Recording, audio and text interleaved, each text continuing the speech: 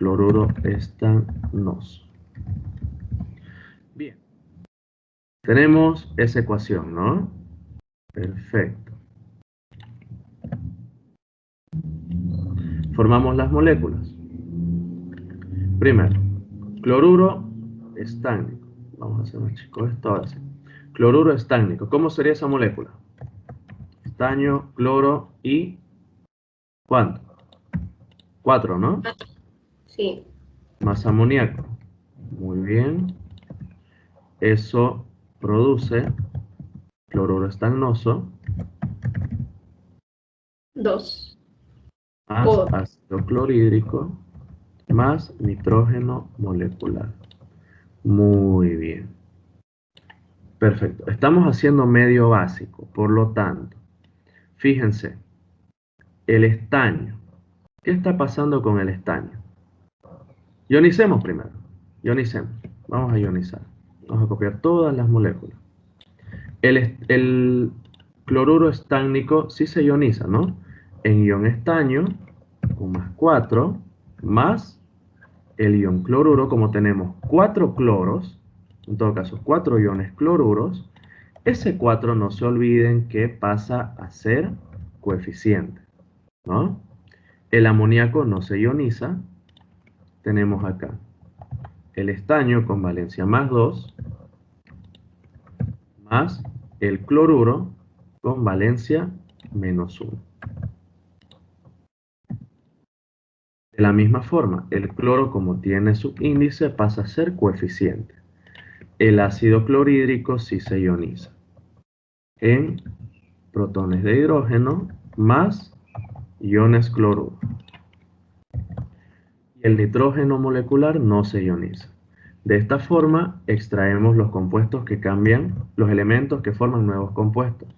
Sería el estaño más 4, eso forma el estaño más 2. También del amoníaco tenemos el nitrógeno molecular, de esa forma. En la primera semirreacción no hay oxígenos, no hay hidrógenos, entonces directamente vamos a trabajar con las cargas. Más 4 en la izquierda, más 2 en la derecha, entonces agregamos, están igualadas las cargas. Hacemos lo mismo ahora para la segunda semirreacción. Fíjense, en este caso, ¿cuánto tenés en exceso? 3 hidrógenos, ¿correcto? Aquí asumimos un 1, vamos acá, asumimos un 1 en el nitrógeno molecular y colocamos un 2 en el nitrógeno. Tenemos 6 hidrógenos en exceso, ¿correcto? Muy bien. Entonces, si tenemos 6 hidrógenos en exceso, ¿cómo hacíamos antes? Verificábamos los oxígenos y la diferencia colocábamos en el lado donde faltaban los oxígenos, ¿correcto? El doble de la diferencia. Y colocábamos la mitad en agua. Muy bien. Colocábamos la mitad en agua. Bien. Vamos entonces aquí. Si nosotros colocamos, ahora vamos de adelante hacia atrás. Tenemos la diferencia de hidrógenos. Son 6 hidrógenos, ¿no? Vamos a colocar en este mismo lado 3 moléculas de agua. Vamos analizando eso. 3 moléculas de agua por ahora. Entonces, al otro lado voy a colocar el doble de oxidrilos. 6 oxidrilos, ¿no? Bien, vamos analizando. Y a partir de ahí vamos tanteando, fíjense. Tengo 6 y 6 son 12 hidrógenos, ¿no? Muy bien. Eliminemos un rato este 3. Vamos tanteando hasta ahí. Para que sigamos trabajando con pares, coloquémosle un 2 al agua. 2 por 3, 6. 2 por 2 son 4. 6 más 4 son 10. 10 hidrógenos. ¿Correcto? Para igualar esos hidrógenos debería colocarle acá un 10. ¿Se entiende hasta ahí o no? Pero, ¿qué es lo que está pasando ahí? No estás igualando los oxígenos.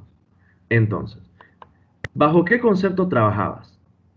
Como ya tenés hidrógenos a la izquierda, antes, si te faltaban los hidrógenos, o sea, si te faltaban los hidrógenos, perdón, si te faltaban los oxígenos, eso era, si te faltaban los oxígenos, lo colocabas al otro lado y el resto al mismo lado, hidrógenos, ¿correcto?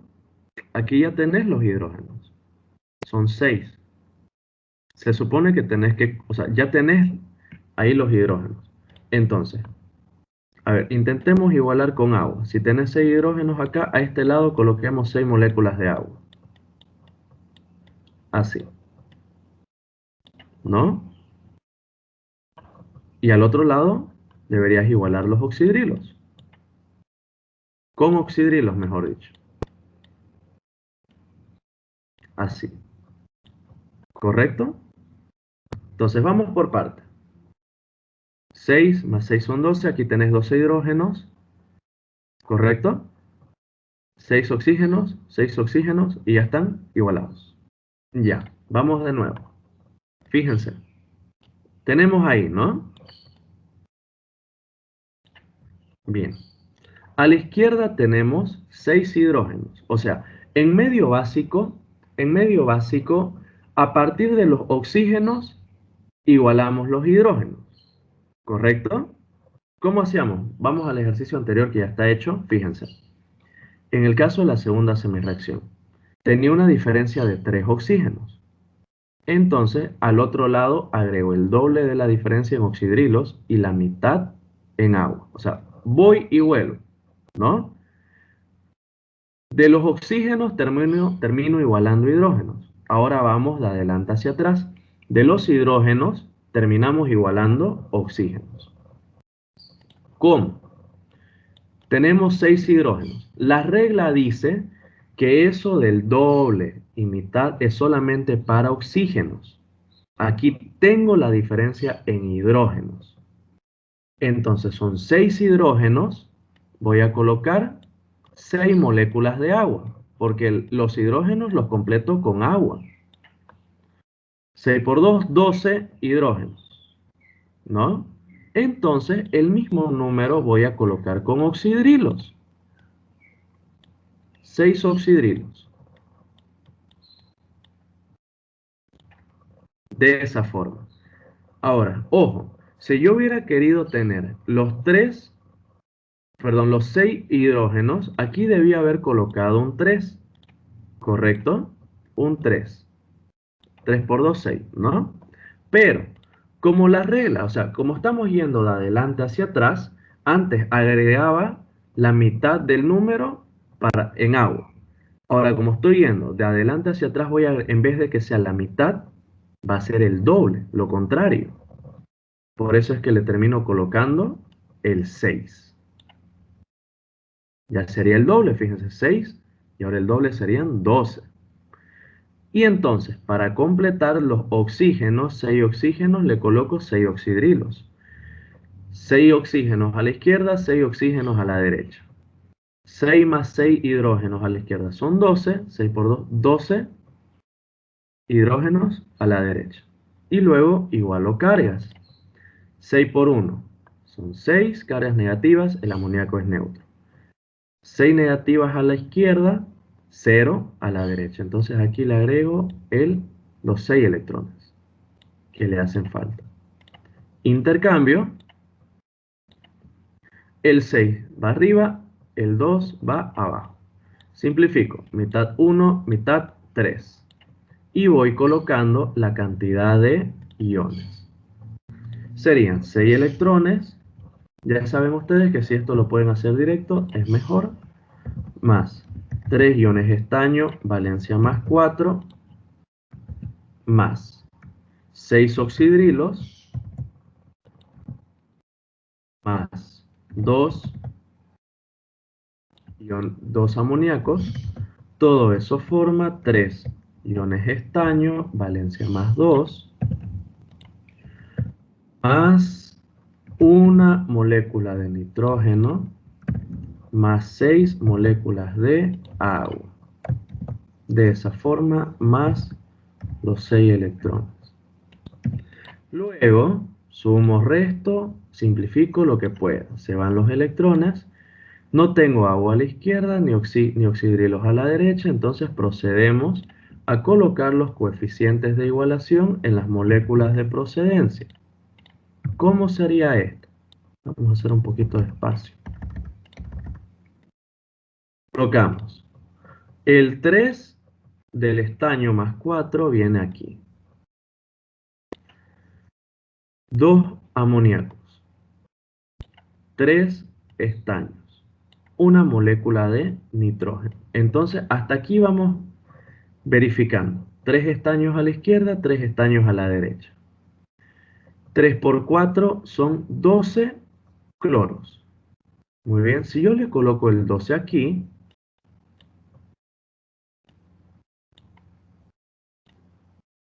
¿qué va a pasar? Están igualados los hidrógenos, ¿correcto? Ácido clorhídrico, por el otro lado, allá. Muy bien. 12 cloros a la izquierda, aquí, perdón, me olvidé. 12 cloros a la izquierda, ya tengo colocados 6, fíjense, 6 cloros en la primera molécula de la derecha. Entonces acá debo colocar los otros 6. Ahora sí. Hidrógenos, 2 por 3 son 6 a la izquierda, 6 hidrógenos a la derecha. 2 nitrógenos a la izquierda, 2 nitrógenos a la derecha y ya está igualado. De estos elementos, de estos compuestos, ¿cuáles se ionizan y cómo?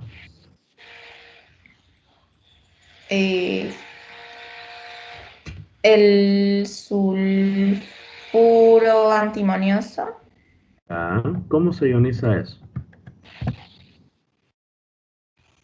se separa. A ver. Ajá, Separa. El antimonio trabaja con +3 y el azufre trabaja con -2. Ahora, sí. estos subíndices pasan a ser coeficientes, ¿no? Ujú. No se olviden nunca. ¿Qué más? Después en el ácido nítrico igual se separa,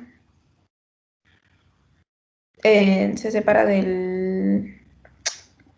hidrógeno y trabaja Bueno, con +5 el muy bien. nitrógeno. El ion nitrato directamente, ¿no? Ya. ¿Qué más? Y al otro lado igual se separa el antimonio y el oxígeno Bien. y El trabaja el antimonio y el antimonio oxígeno. Eso es +5. un anhídrido. Los anhídridos no se separan. Ah, Solamente se separan los ok. ácidos, ya sean orgánicos o inorgánicos, las bases y las sales. No importa si son sales orgánicas o inorgánicas. ¿Ya? Ya. Muy bien. Entonces, a partir de aquí, ¿qué compuestos cambian de valencia?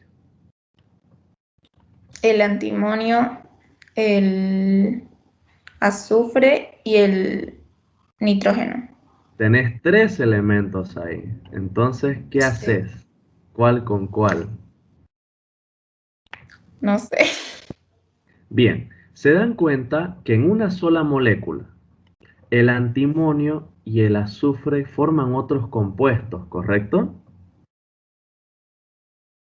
¿No? El antimonio, de trabajar con +3, pasa a formar, o sea, de trabajar en la sal, pasa a formar el anhídrido. Y el azufre, de formar la sal, pasa a formar el compuesto elemental, o sea, azufre simplemente. ¿Correcto? Pero la procedencia de los dos iones está en la misma molécula, en una sola molécula. Entonces, lo primero que debemos hacer ahí es trabajar con esos dos elementos. Con el antimonio, eso dijimos que forma el anhídrido, ¿no? Muy bien. Y también vamos a trabajar con el azufre. Tenemos 3 iones azufres, sulfuros en todo caso, y eso forma el azufre neutro. Muy bien. A partir de ahí, estamos en medio Profe, ácido. disculpe, el antimonio con valencia +3, ¿no tendría que tener el coeficiente número 2? Exactamente. Muy bien. Muy bien, gracias por la aclaración. Exactamente. Muy bien. Entonces, a partir de aquí, igualamos. Vamos con la primera semirreacción. Dos antimonios a la izquierda, colocamos un 1 aquí, 1 por 2, 2. Muy bien. Como estamos en medio ácido, primero igualamos los oxígenos, ¿no? Tenemos acá a la derecha 5 oxígenos, a la izquierda no tenemos. Entonces agregamos 5 moléculas de agua. Hemos agregado hidrógenos al agregar la molécula de agua, entonces colocamos protones de hidrógeno donde falta. 10 hidrógenos a la izquierda más 10 hidrógenos a la derecha. Listo. Luego procedemos a igualar cargas. Tenemos 2 por 3, 6 cargas a la izquierda, 6 cargas positivas, y tenemos 10 cargas positivas a la derecha.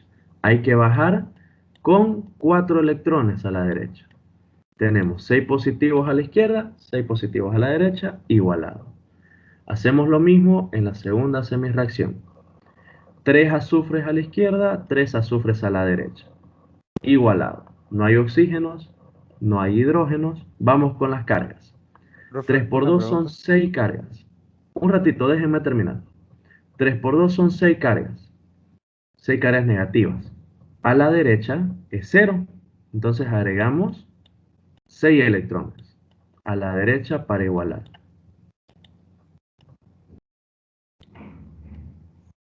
Fíjense, aquí no podemos realizar intercambio. ¿Por qué? Porque los electrones están en el mismo lado. Por lo tanto, simplemente vamos a sumar los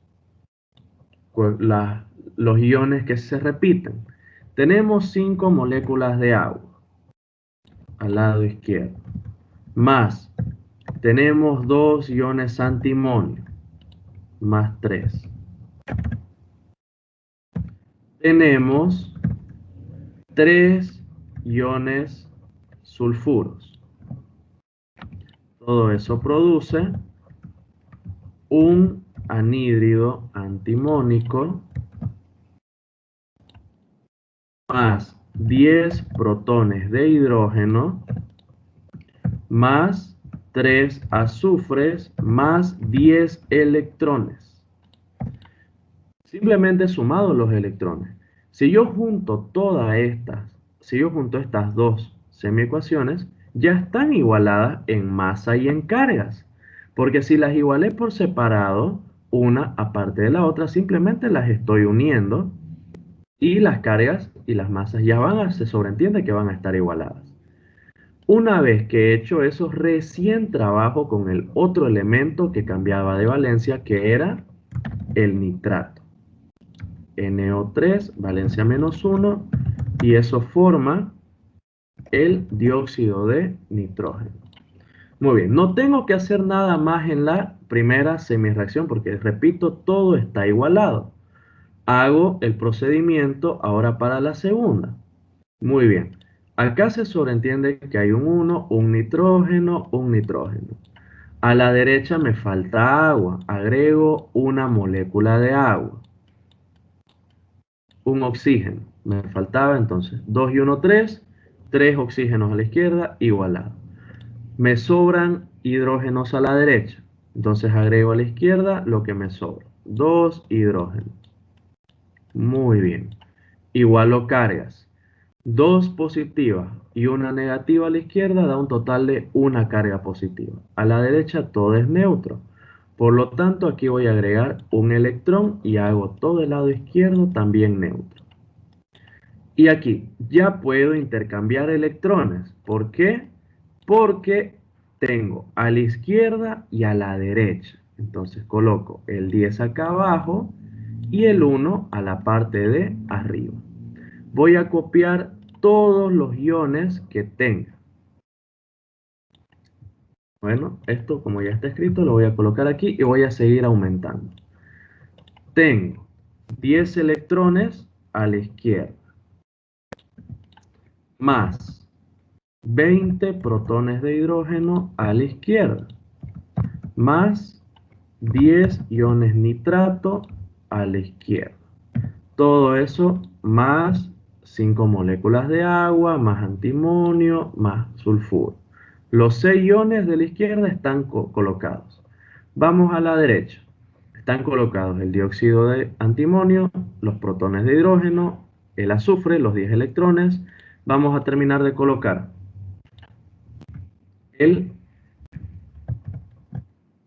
dióxido de nitrógeno y, perdón, son 10 dióxidos de nitrógeno, 1 por 10, 10, más 10 moléculas de agua, de esa forma. Luego sumo, resto todo lo que tenga que sumar, restar o simplificar. 10 electrones se van con 10 electrones. A la izquierda tengo 20 hidrógenos, a la derecha tengo 10. El resultado lo coloco donde tengo mayor cantidad de hidrógenos. Sería 10. De la misma forma el agua, 5 a la izquierda, 10 a la derecha. Diferencia de eso es 5. Coloco el 5.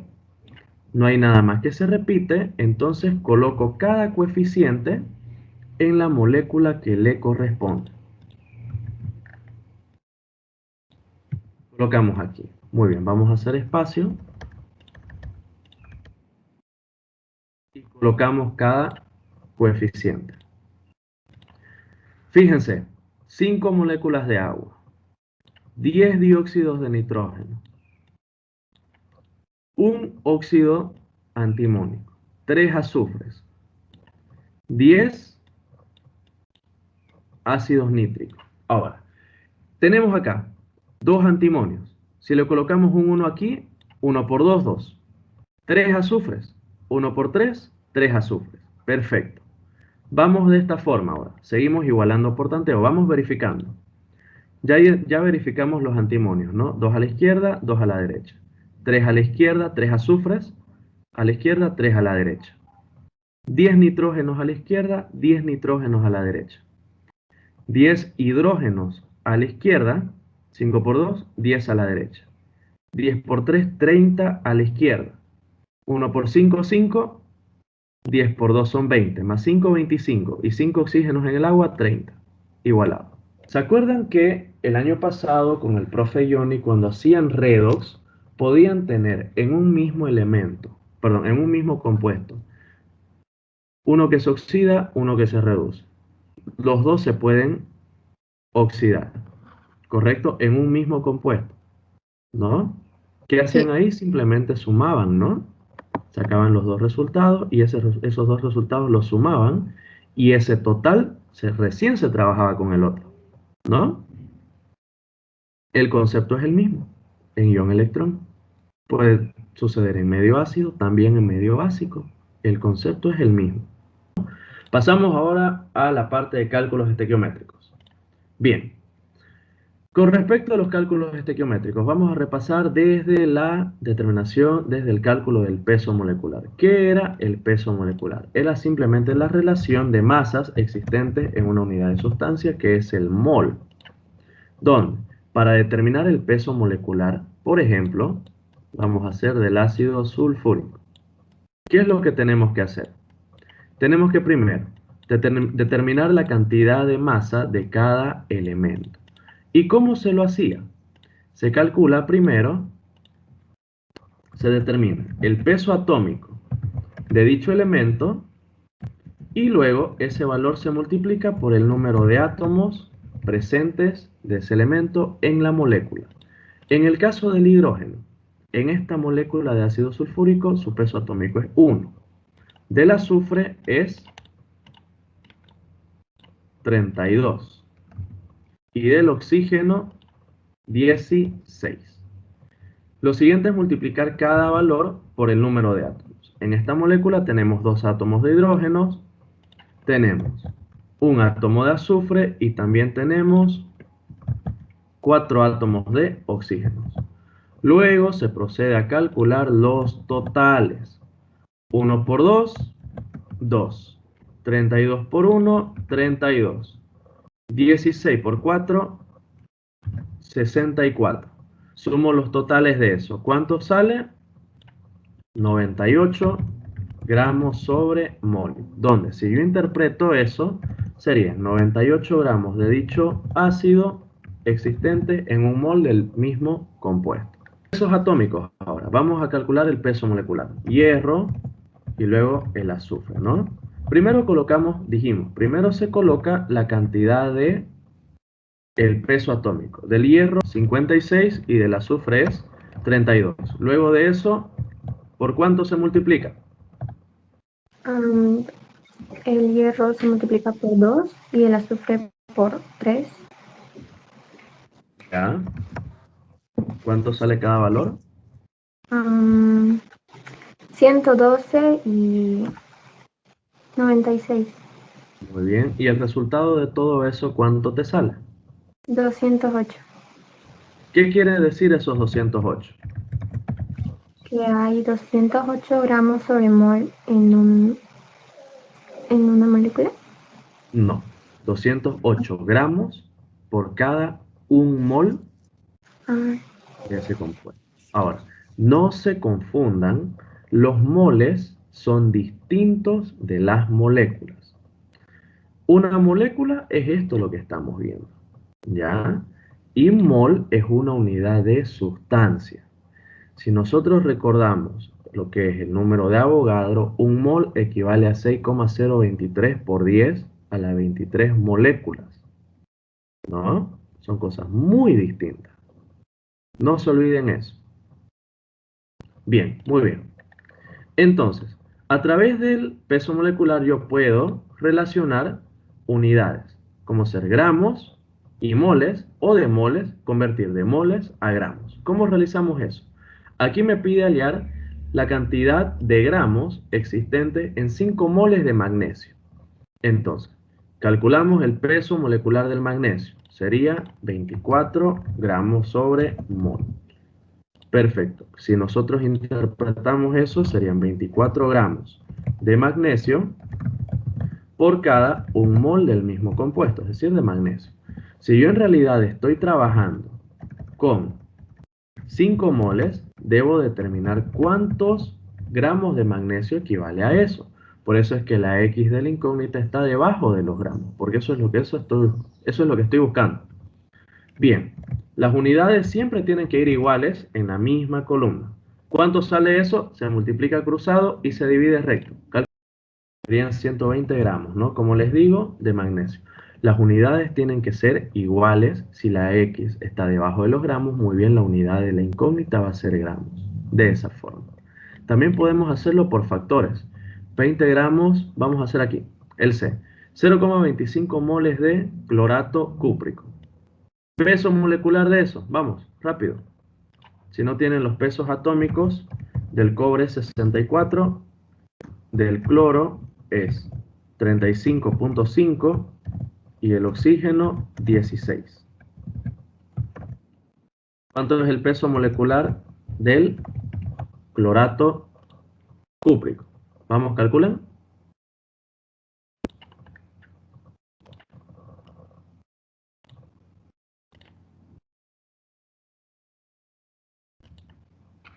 Me sale 231. 231. Muy bien, 231 gramos sobre mol, está perfecto. Muy bien. Entonces, ¿qué quiere decir esto? Nosotros podemos hacer por factores. Partimos del dato que tenemos, 0,25 moles de el clorato cúprico. Así. Muy bien. Ahora, lo siguiente que hay que hacer es, tenemos que multiplicar por, interpretando el peso molecular, como estamos trabajando por factores, las unidades iguales tienen que ir cruzadas. En un mol del clorato yo voy a tener 231 gramos del mismo compuesto. De manera que moles se van con moles. Esa es la finalidad de que las unidades estén cruzadas, las unidades iguales estén cruzadas. Simplificar. 75 gramos de clorato cúprico. Y listo. Métodos distintos, pero puedes llegar al mismo resultado. Aquí en el primer ejercicio hice por el método de regla de 3. No se olviden que en la regla de 3, se multiplica cruzado y se divide recto. ¿Qué implica la regla de 3? Fíjate, abarcar las mismas unidades en columnas, ¿no? Ahora, por factores, como es en el segundo ejercicio, estoy trabajando como si fueran fracciones, ¿no? ¿Cuál es la idea de una fracción? Cuando tienen unidades.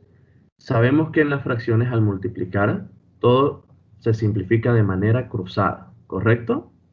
Entonces, esa es la idea en una fracción. Simplificar unidades y quedarme con la que realmente me interesa.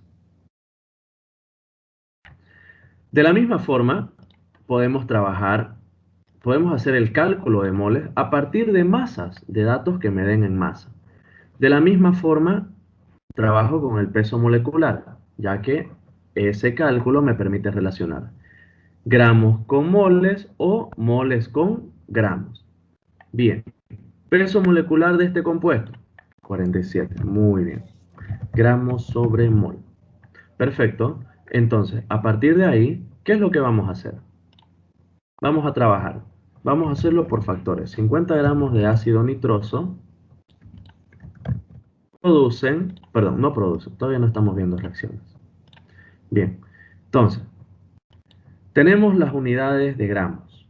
Por lo tanto, las unidades iguales deben ir cruzadas. El 47 va a venir acá abajo. 47 gramos de ácido nitroso producen un mol del mismo compuesto.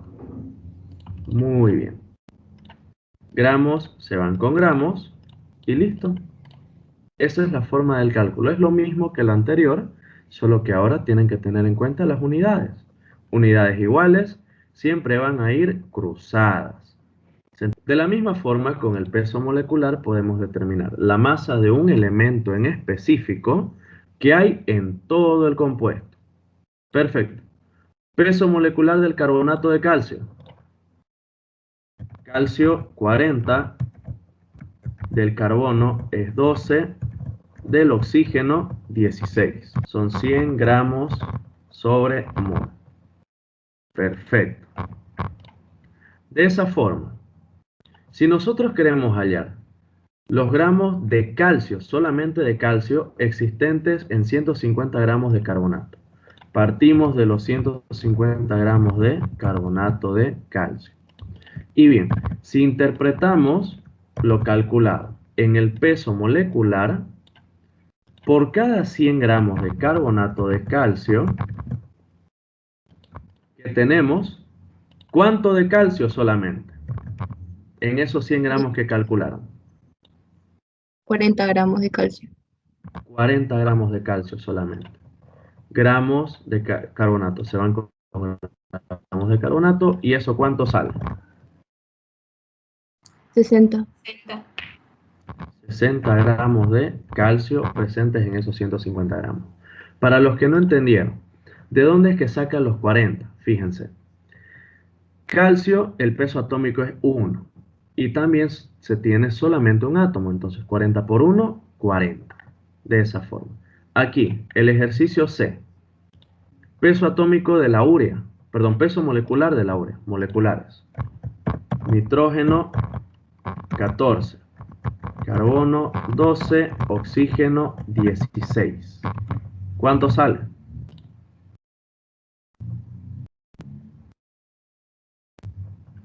Aquí vamos a cambiarle, no vamos a calcular del carbono, vamos a calcular del nitrógeno, 60. Muy bien, ese es el valor, 60 gramos sobre mol. Muy bien, realizamos el cálculo, partimos de 240 gramos de urea.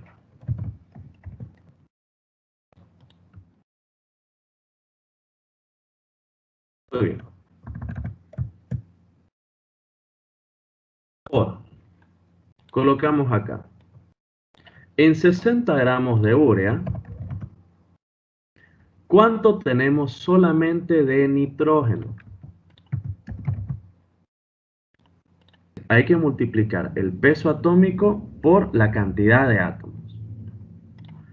La urea se va con los gramos de urea. Muy bien, me quedan gramos de nitrógeno. 112 gramos de nitrógeno. Y listo, no es más. Eso vendría a ser otra aplicación de lo que es el peso molecular. Luego, hablando ahora la parte de gases, dentro de lo que es volumen molar. El volumen molar vendría a ser el volumen, vamos a decirlo así, es el volumen de un gas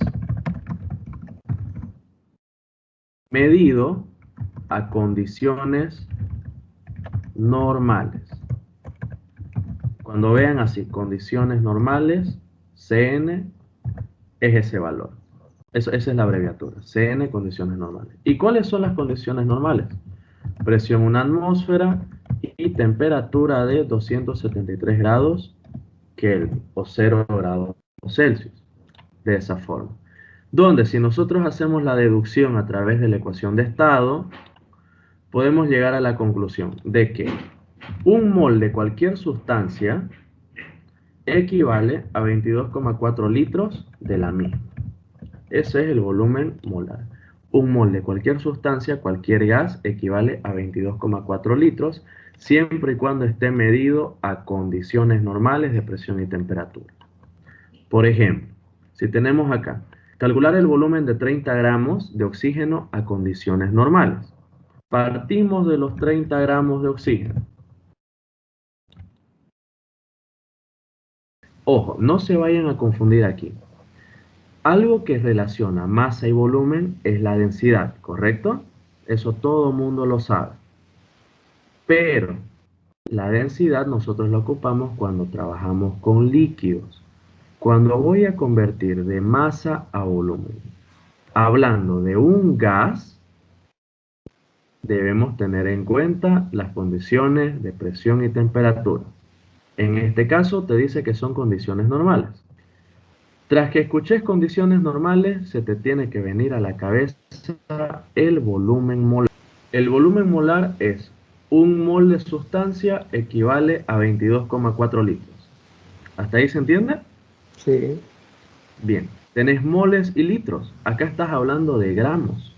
Tenés otra unidad completamente diferente.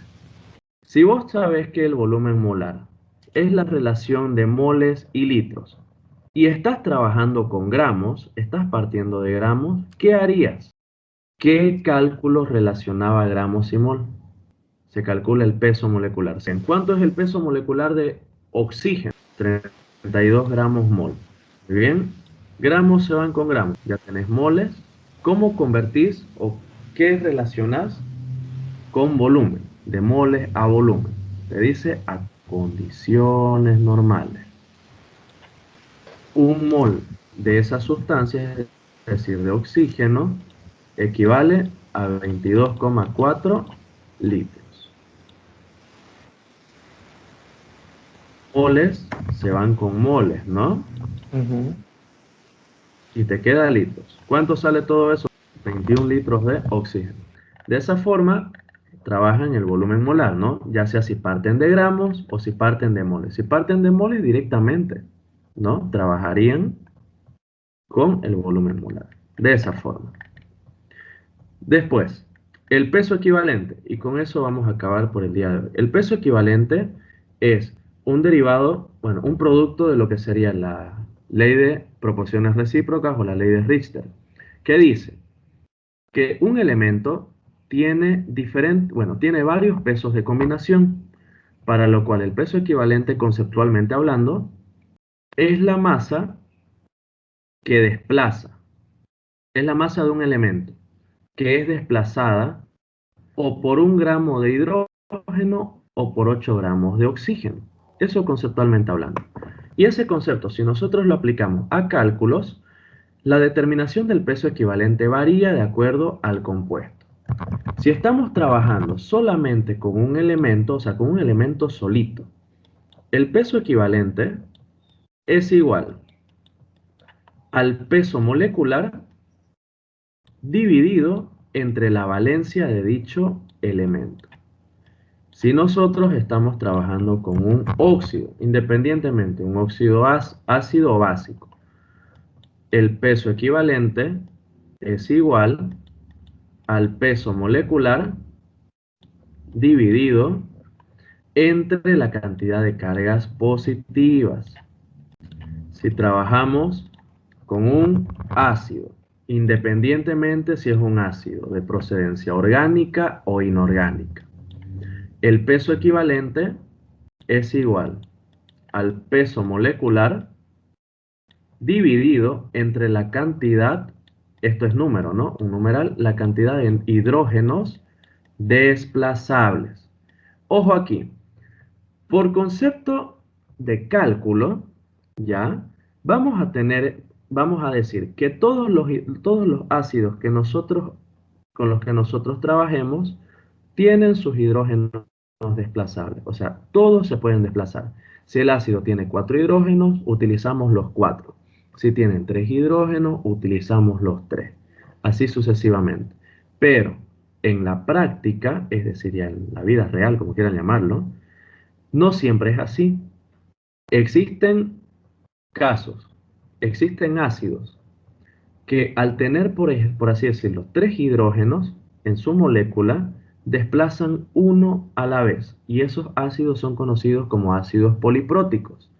Más a fondo lo vamos a ver cuando llevemos el tema de equilibrio químico. Bien, por ahora, por tema de cálculo, vamos a trabajar todos los hidrógenos que se desplazan.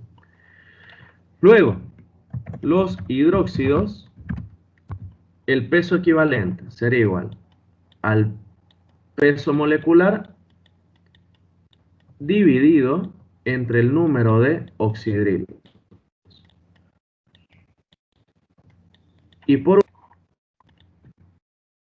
las sales, cualquier sal que sea, es igual al peso molecular sobre el número de cargas positivas. Por ejemplo, el ácido piroarsénico, muy bien, tiene un peso atómico un peso molecular de 266 gramos.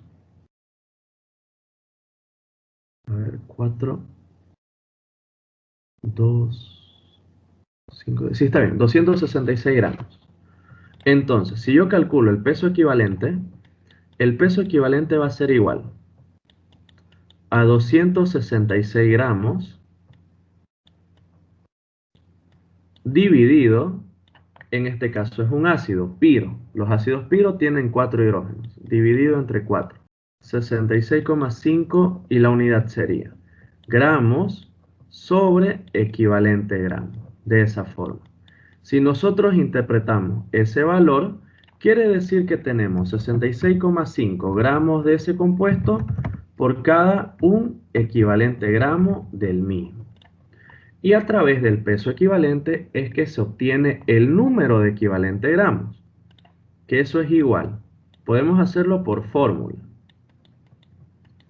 A la masa con la que estamos trabajando dividido entre el peso equivalente, donde esto me va a dar como unidad final equivalente gramo. De esa forma. ¿Dónde? Podemos trabajar por fórmula o simplemente interpretación del peso equivalente.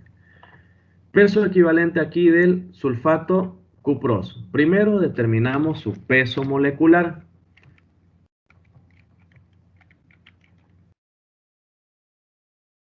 Primero determinamos su peso molecular, que es 224 gramos sobre mol. Ese es el peso molecular.